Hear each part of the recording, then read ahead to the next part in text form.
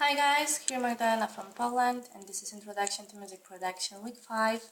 Today I want to tell you about reverb effects and about differences between two types of this effect, the algorithmic reverb and convolution reverb. Let's start from a simple question: what the reverb is. Okay, as you can see on the analog mixing board, we have many effects, reverb hall, room 1, 2, room, stage, plate, and so on. In DAW and in analog mixing board we have many sound effects. One kind of them is reverb, which simulate the component of sound that result from reflection from surrounding walls or objects. It is an effect, a room simulator. Some people think it's just a delay effect with some filters, but it's way more complex than that. Reverb effects provide an interface to their changeable parameters that need some explaining. Let's look at a simple room first. Here I have some piece of art. Our model is a simple room with 4 straight walls, a sound source and a listener. And the listener hears the direct signal first. The direct signal is also referred to as the dry part of the signal when using any effects. Most digital reverbs produce two parts, the early reflection and the reverb component. And the first early reflection reaches the listener milliseconds after the direct signal does. The path of the early reflection is longer. The differences in time between the arrival of the direct signal and the first early reflection in measurements in milliseconds.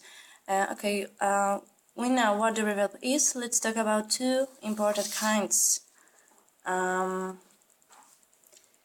First could be the convolution reverb.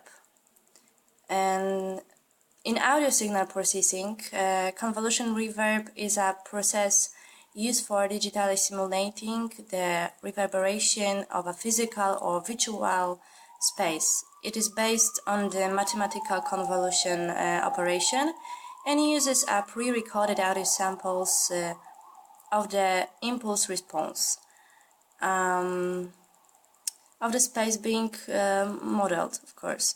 The primary goal of convolution reverb is to sample real space in order to simulate the acoustic of the sample space. A straightforward and simple mono example of capturing an impulse response would be to set up a microphone in a concert hall and to place the microphones in the center of the auditorium. Next, produce a very brief pulse of sound and record everything that the microphone picks up, which includes both the original sound and the response of room to it.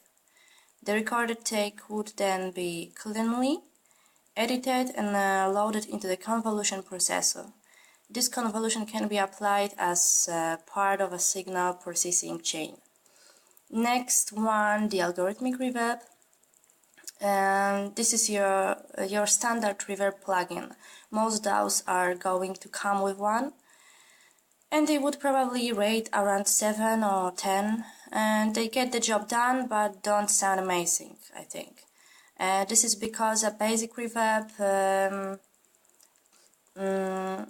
is pretty easy to create but very hard to master. Algorithmic reverbs generate your reverb sound strictly based on the parameters you set in DAW. They try to generate the same things as convolution reverbs, but because they are simulating the impulse response, they can tend to sound fake, especially when isolated in a solo instrument case. unless you have a very good reverb plugin. I recommend not using algorithmic reverb on your solo instruments. And now is the question, which reverb is better, which should we use? The answer is both, I think. For the end, I want to show you some differences between two types of these reverbs. Well, convolution reverbs aren't designed to be customizable as logarithmic reverbs, the first one. Convolution reverbs may be more creative than algorithmic reverbs, I think. Convolution reverbs are more real-life than algorithmic reverbs, which are strictly computer-generated. And there are many more algorithmic reverbs available.